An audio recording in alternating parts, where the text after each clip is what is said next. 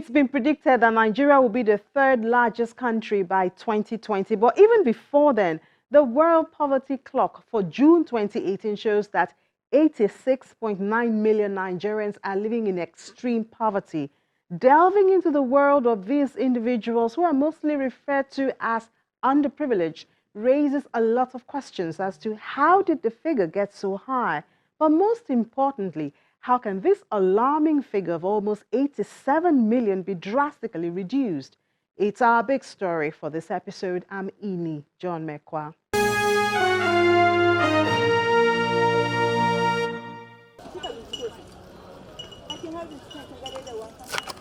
They lack the basic social advantages which many take for granted.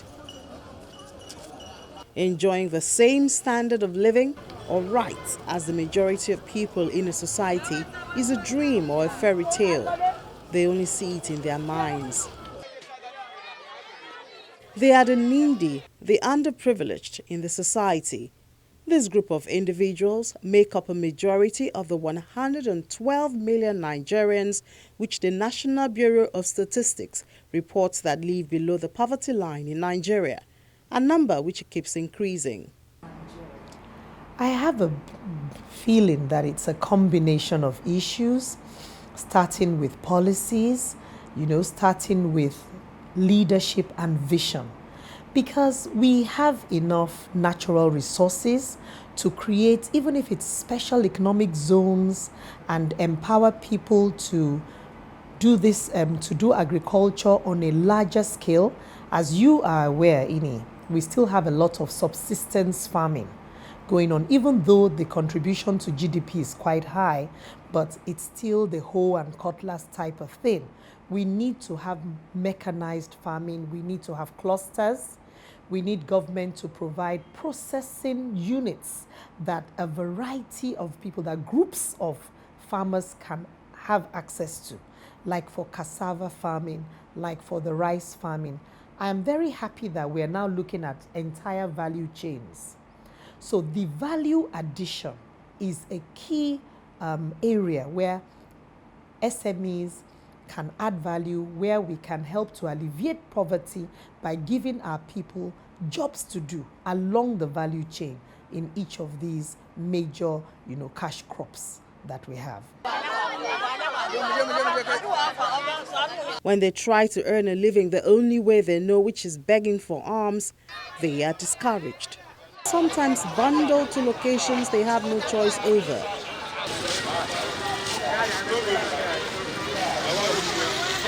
Some have tried to earn their living by trading on the streets, but this is considered unacceptable by many state governments. We are saying that anybody that feels that is physically challenged be able to learn a trade to help himself. We have fashion design in here, we have craft center, we have tailoring, we have woodwork, carpentry, what have you, we have them here. We are getting them out for them to have good training. At the Destitutes home in OKOBABA in the Butameta area of Lagos, it's a heaven for some physically challenged and have-nots. Although it does not look like much, this place has served as a refuge for them.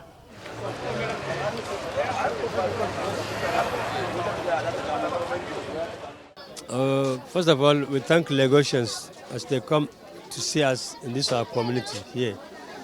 Because actually Lagosians, they do help. And first of all, I have to thank the Lagos State Governor by putting us into the society. Because Lagos State Government has bring us from outside to the society. Because he embraced us. As much as they appreciate the availability of a place they can call their own, it is very far from an ideal home. For an accommodation of about 5,000 people, the living area and facilities certainly require a facelift.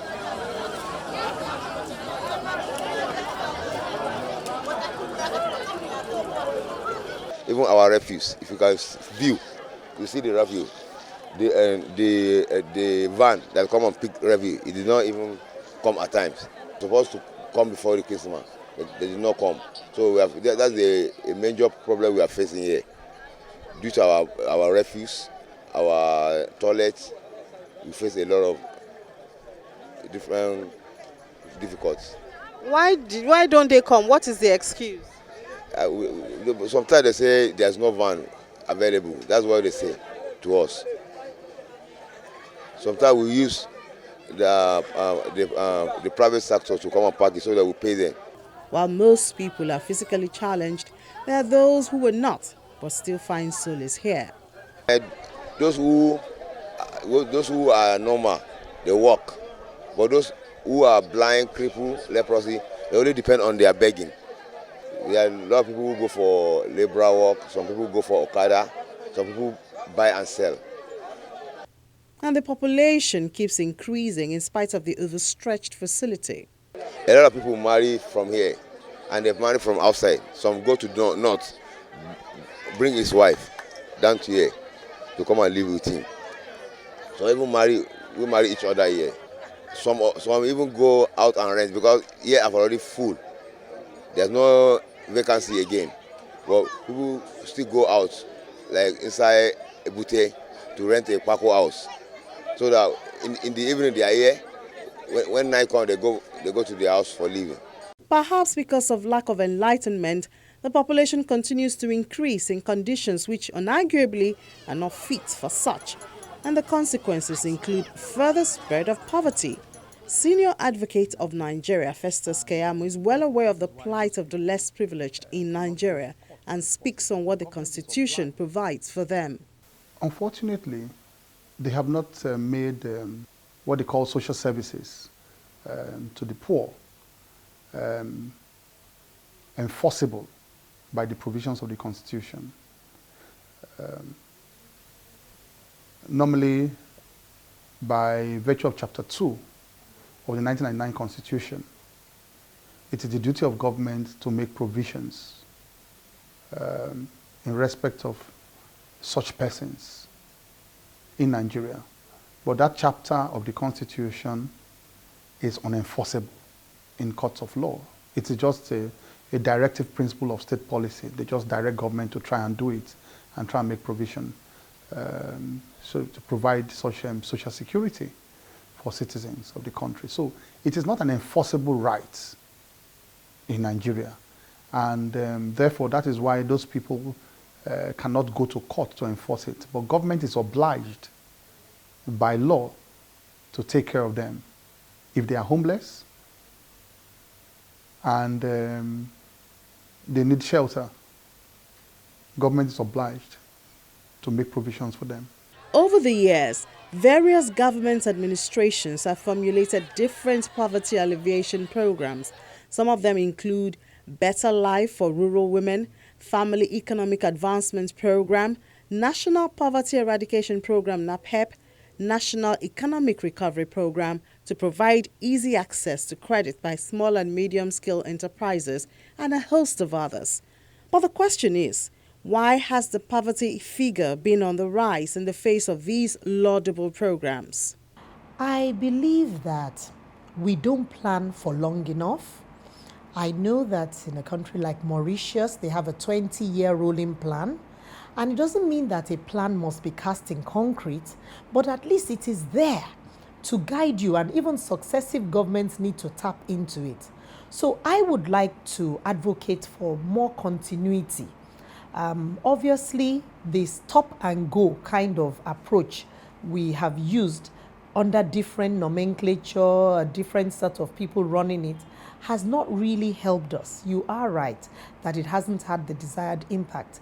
Particularly now we have one of the Sustainable Development Goals, the SDGs. Goal number 1 is zero poverty. So in order for us to achieve that, we really need to hit the ground running and ensure that the policies we come up with and the program implementation plan, it is passed on from one government to the other. There must be some performance measures, some indicators, and we need to have reports. We need quarterly, half-yearly, and end-of-year reports on these poverty alleviation programs so that we can know how far, we've been able to go and what else needs to be done. And then there needs to be a bottom-up approach. How well are we including the people whose lives we want to touch? Do we know where the shoe pinches? We need to include them. In a very simple manner, we can have more participatory, implementation of all these programs. Better community affairs, better engagement of citizens, so that at the end of the day, we are able to produce real results.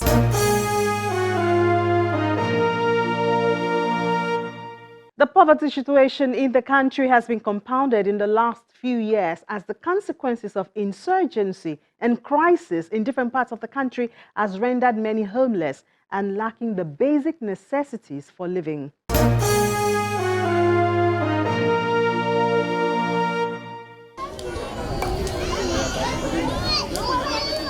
More than 2.2 million Nigerians, according to the Internal Displacement Monitoring Center, were homeless as at December 31st, 2018.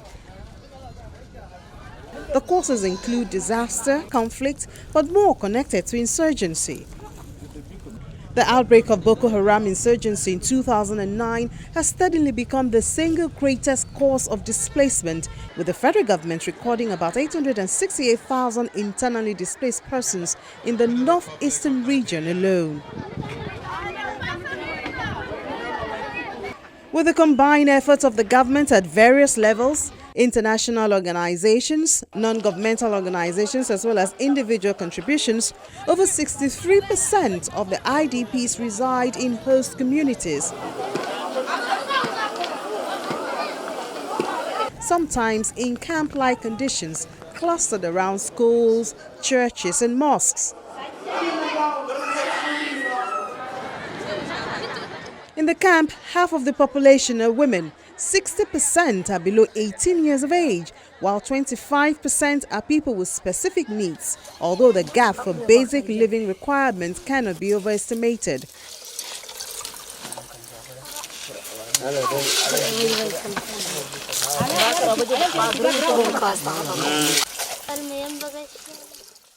People are plenty. Everybody has his own character.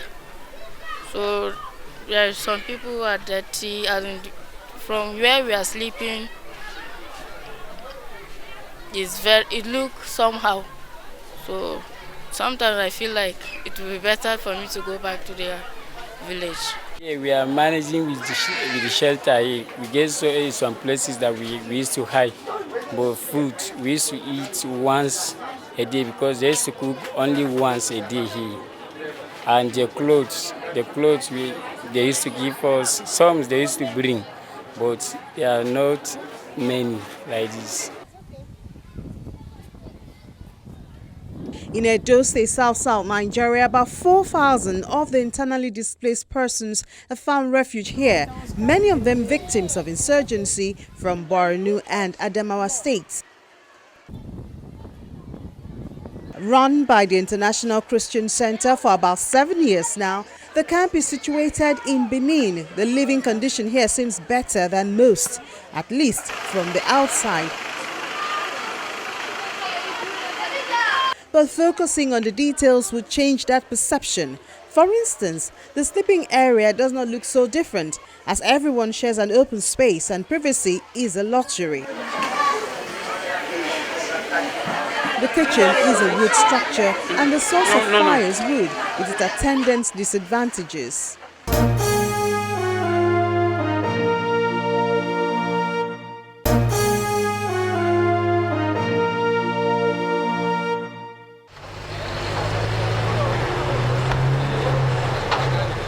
The security situation has also affected access to deliver aid to the IDPs, especially in the northeastern parts of the country. There are well over 5,233 aid workers working with international non-governmental organizations in Northeast Nigeria alone, of which 94% of that are Nigerians. Only 6% are international. So that has been my advocacy, that Nigerians can do this, and I'm happy Nigerians are doing it and Nigerians are taking it over. In terms of access, I must tell you that access has improved over the years. From 2014, when the humanitarian community had no access to the affected population. But now we have a situation where we have access to a large number of the populations in northeast Nigeria, thanks to the military, the ongoing military efforts. We have to be precise about that. But we still have enclaves that we are not able to access as international aid workers. And we have an estimated 800,000 people that we cannot reach. We only see these people when they leave these enclaves. And what we see is acute levels of vulnerabilities. Children acutely malnourished, and also women that are malnourished. So that is what we see at this point in time, and that remains our concern. Because of the insecurity, access remains a problem. While the security agencies work on improving access, reducing the general poverty level would require that the government is more intentional in its approach. The Minister of State in the Ministry of Niger Delta calls on the legislature to create the National Poverty Eradication Commission, which will see to the sustainable implementation of poverty eradication programs. The National Assembly, to the extent that they have powers to make laws, they can establish a commission.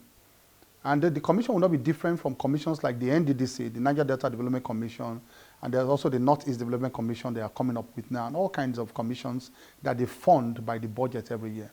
So if they establish that kind of commission by law, then of course it will get funding, because all commissions must have fundings by law, in every budget. So if they have the funding, then they now have the capacity and the powers by law to now provide such services to people. But then it will be a situation of discretion on the part of the commission. Now, it will not be a matter of enforceable rights by those who are poor and neglected. It will be just like NDDC. The commission, the Niger Delta Development Commission, no community can go to court to say you must come and repair our roads. You must come and provide pipe. It's their discretion to sit down every year to say, well, we think this community now needs water, we think this community needs roads. So it will be their discretion to now provide these services, for that community, those areas. So also, if you have this kind of commission, it will not be a matter of enforceable rights by the needy, by the neglected and all of that. But of course, they will have powers to take care of them, but not all of them. Maybe every year they will now have a batch that they say, well, this year there's a budget for about 100 people who are homeless, or 50 people who are homeless, on and on like that. So it can work, it can alleviate the problem, to a large extent, but it will not solve the problem of picking up every single person from the streets. The more sustainable solution to poverty is job creation. Factors in the real world have shown that the government cannot absorb the larger part of the unemployed. The bulk then falls on the private sector.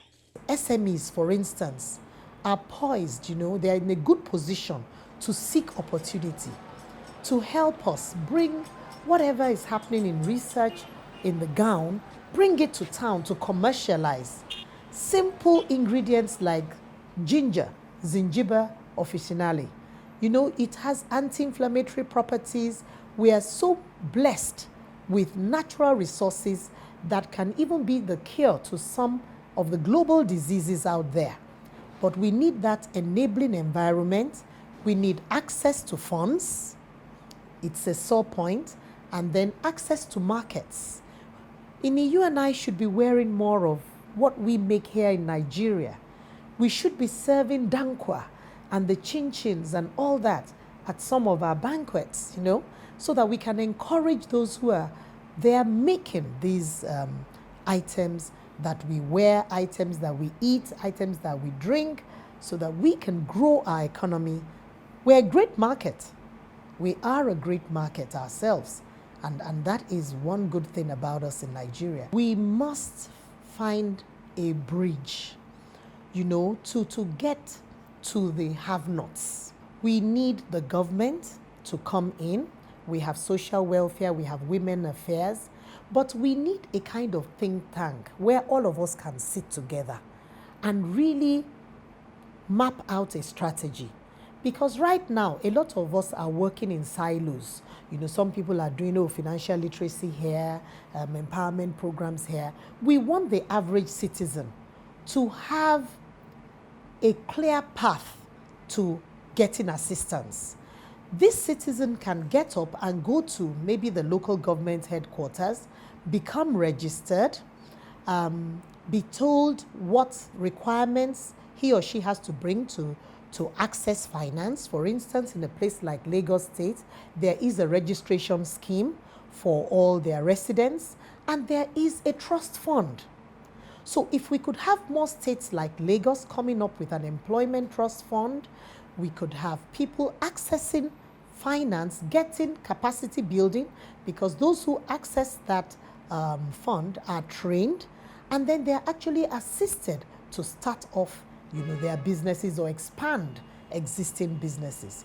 We also need to run a more inclusive government. I happen to know that there are a lot of people living with disabilities. Over 25 million Nigerians are living with disability.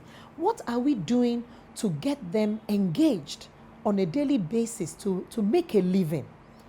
Are we providing some of the seed materials, the inputs, machinery like grinders, like sewing machines, like small, you know, generators? Because we still do have those infrastructural challenges. While agriculture is gaining popularity, more still needs to be done to encourage more Nigerians to pitch their business tents in the sector. The physical environment is good enough for agriculture. People have to survive first. They have to eat first. Don't forget, all you need to do is put the seed of a mango tree, put the seed of an orange somewhere, throw it behind your door, behind your house, and it will grow. So God has blessed this country sufficiently enough for us to be able to farm enough to feed ourselves. But the government is also wrong in the sense that the countryside isn't developed. So if the federal government can go to develop the rural areas, many people who drift over to the big cities won't do that, because God has blessed this country such that our physical environment is very good for agriculture. And once you can feed yourself, you are a normal human being. What I thought the government should do is to copy what they do abroad, providing for social welfare for people. And I feel bad that many members of the government have been to many countries, Western countries in particular, where if you are not working, you have a social welfare. You can go to the social welfare office and collect money and be fed. But the population is horrendous, and the government should do something about knowing the population. There should be statistics about our young people who are unemployed day by day, month by month, so as to assist them.